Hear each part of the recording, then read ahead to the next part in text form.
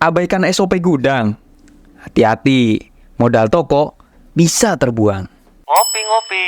Ngobrolin program iPos. Assalamualaikum warahmatullahi wabarakatuh. Waalaikumsalam warahmatullahi wabarakatuh. Kembali lagi di acara Ngopi, ngobrolin program iPos. Ya. Masih bersama saya Adit. Di episode kali ini kita masih ditemani dengan konsultan Trigonal Software, yaitu dengan Mas Aziz. Ya, Mas Adit. Gimana kabarnya Mas Aziz, sehat? Kabar sehat. Alhamdulillahirabbil alamin. Ini cuaca lagi tidak menentu ya kan nih. Semoga masih tetap sehat ya. Ya, amin. Oke teman-teman, kita sekarang berada di series ketiga dari SOP di toko, yaitu SOP penerimaan barang di gudang. Mengapa sih harus ada SOP penerimaan barang di gudang? Itu kayaknya ribet gitu ya Mas Ajis ya. Ya. Yang penting tuh taruh di gudang, gudangnya kan nggak kotor gitu kan harusnya ya palingnya. Ya.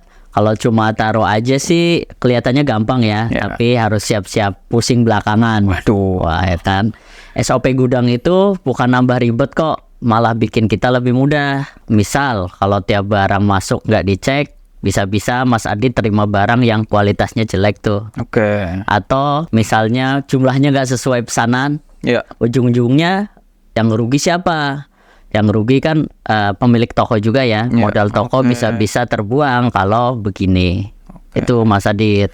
Oke, tapi nih kalau kita ngurusin gudang terus nih Mas Ajis, kan waktu kita kan banyak tersita di gudang nih. Terus nanti kita jualannya gimana? Ya, justru disinilah fungsinya SOP Mas Adit. Kalau SOP-nya jelas, Mas Adit tinggal delegasikan aja tuh tugas ke tim toko. Kan nanti punya tim kan. Oh iya. Ya nggak perlu ditanganin sendiri.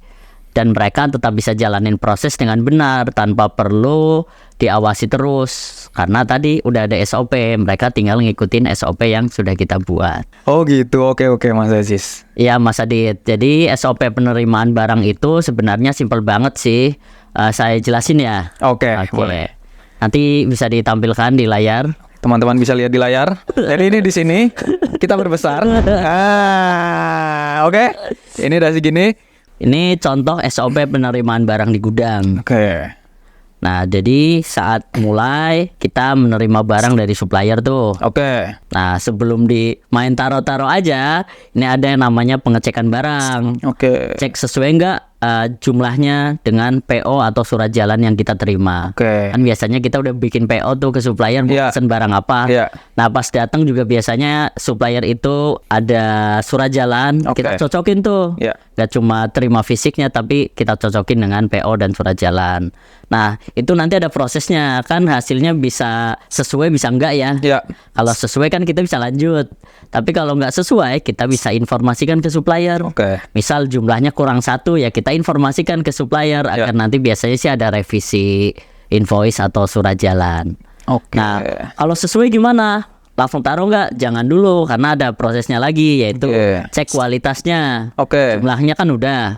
Kualitasnya juga dicek, jangan sampai jumlahnya sesuai tapi misalnya ada yang cacat produksi atau bocor dan sebagainya lah, hasilnya kurang bagus. Itu juga nanti harus ada pengecekan. Nah, itu juga kan ada dua kemungkinan ya, bisa bagus, bisa ada yang reject misalnya. Kalau bagus ya bisa dilanjut, kalau tidak ya sama seperti tadi kita perlu laporkan ke supplier. Biasanya sih umumnya itu akan dibawa balik sama si pengirimnya. Intinya barangnya nggak kita terima ya.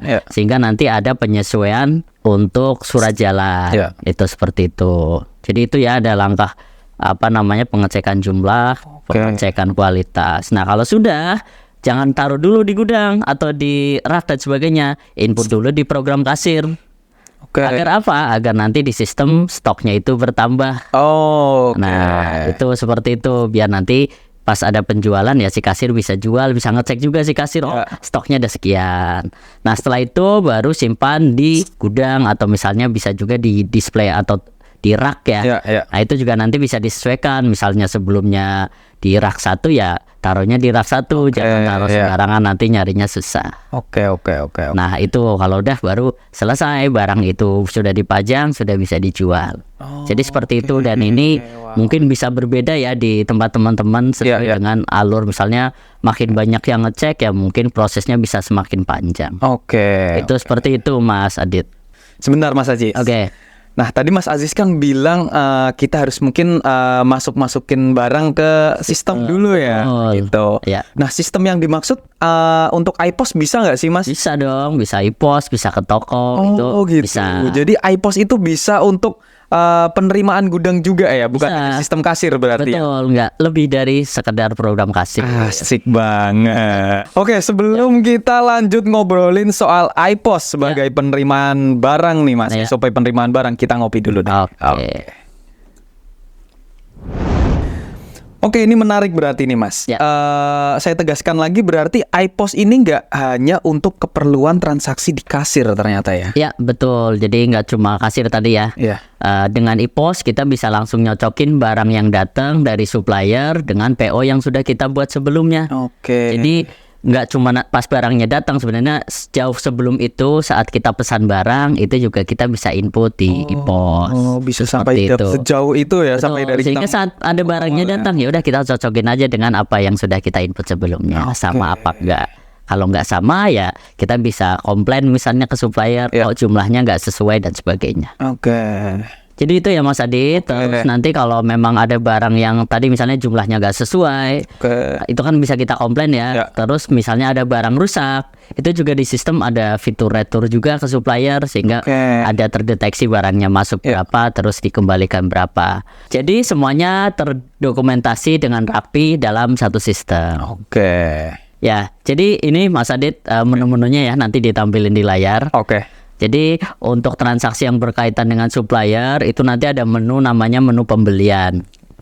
Jadi di menu pembelian ini yang pertama ada pesanan pembelian. Ini yang umum disebut sebagai PO.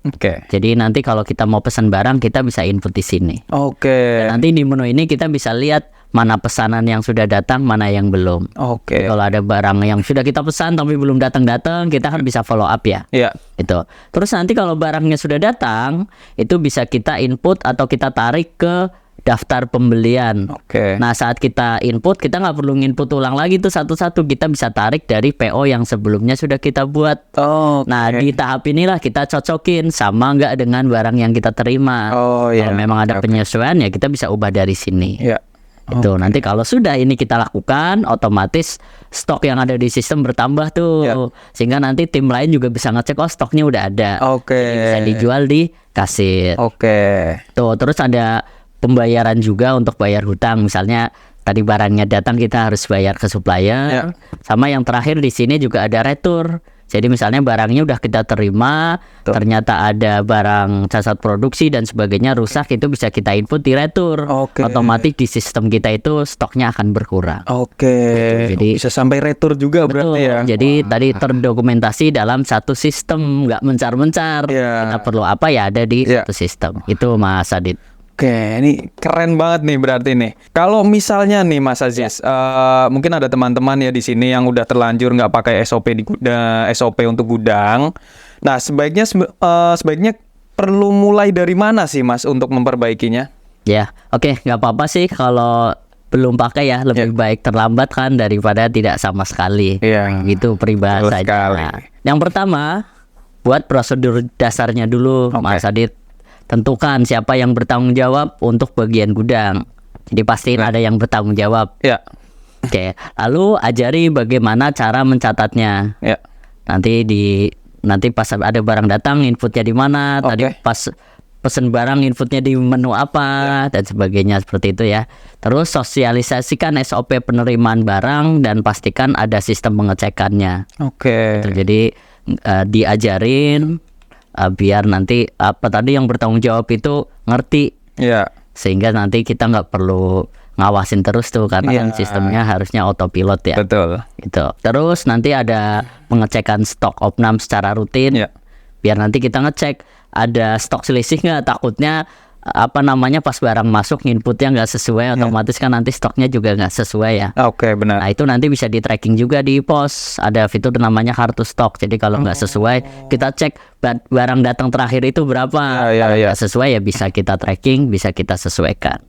Jadi SOP itu bukan hanya di atas kertas Mas Adit, tapi betul-betul dijalankan dengan sistem yang mendukung. Contohnya iPOS tadi.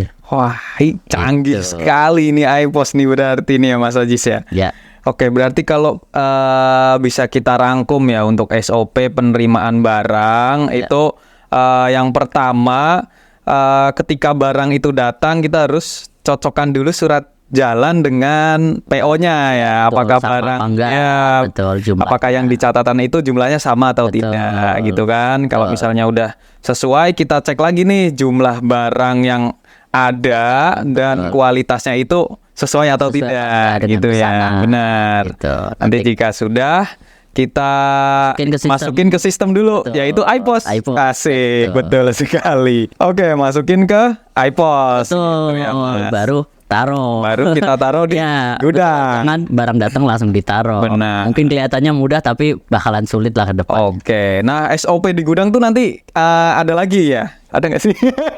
Ih, parah banget, nggak ada.